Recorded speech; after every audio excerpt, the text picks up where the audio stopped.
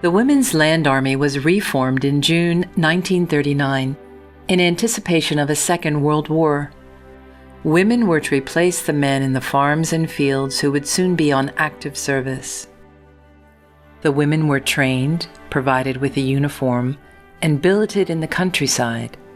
Hostels provided bunk beds and dormitories, but farm accommodation varied from bed sharing to wooden pallets on the floor.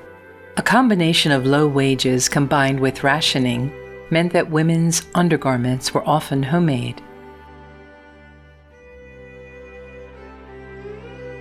The cotton corduroy breeches buttoned on either side of the waist and had deep side pockets.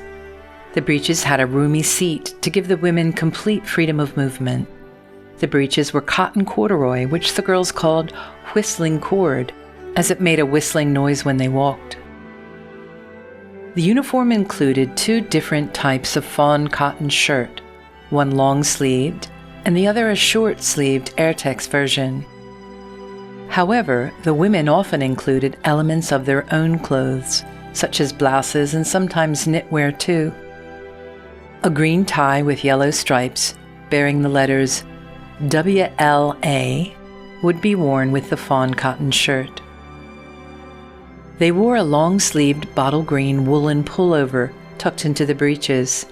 If any part of the uniform became worn out, it would be replaced annually. The design of the Women's Land Army uniform was based on a combination of countryside colors and men's sportswear. For most of the women, it was the first time they wore trousers. Cotton dungarees were provided for lighter work or warmer weather. They wore a leather belt at the waist. They had adjustable straps and pockets at the front.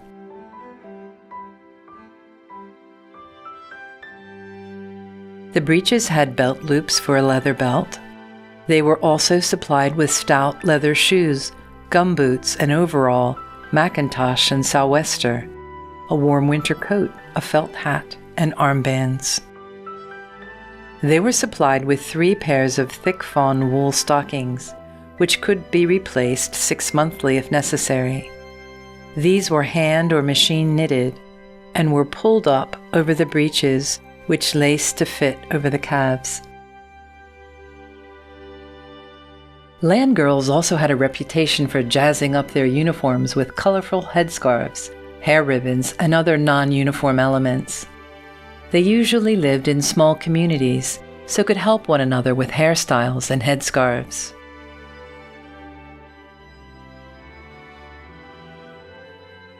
The land girls did the plowing, muck spreading, sowing, weeding, and harvesting. They dug ditches and reclaimed land. They also cared for the herds and other livestock. They milked the cows, did the lambing, dipped the sheep, managed poultry, and groomed the working horses. They also did a great deal of general farm and tool maintenance. The Lend-Lease Act of 1941 enabled America to supply not just arms, but also tractors to Britain to aid in the war effort.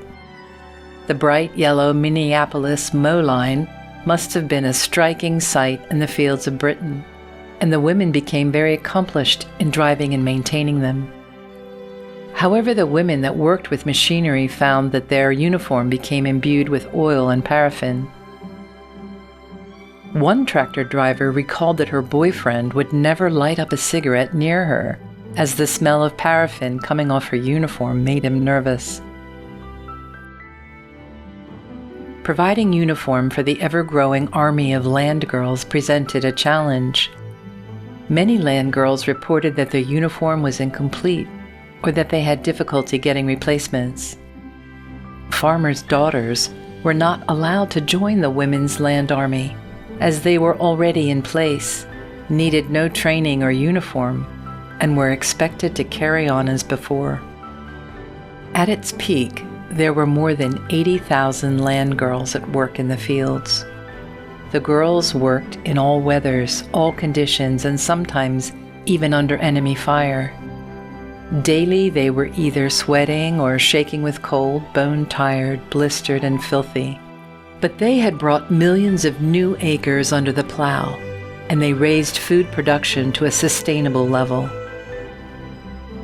The hardships experienced by the women were balanced by camaraderie and the joy they found in working with animals and in the countryside.